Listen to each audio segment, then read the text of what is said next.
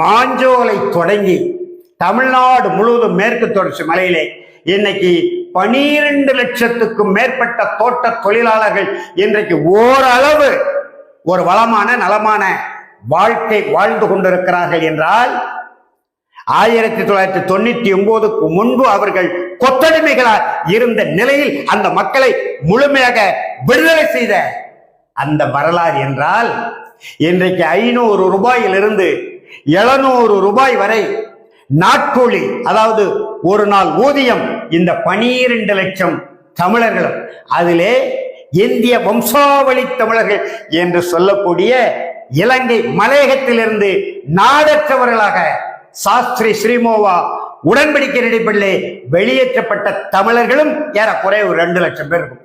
இந்த 12 லட்சம் தமிழர்களும் இன்றைக்கு 500 முதல் 700 வரை ஊதியம் பெறுகிறார்கள் என்றால் அதற்கு அடித்தளமிட்டு கொடுத்தவர் புதிய தமிழகத்தின் தலைவர் ஐயா மருத்துவர் கிருஷ்ணசாமி என்றால் மிக இல்லை. அதை ஆதரிப்போமா எதிர்ப்போமா?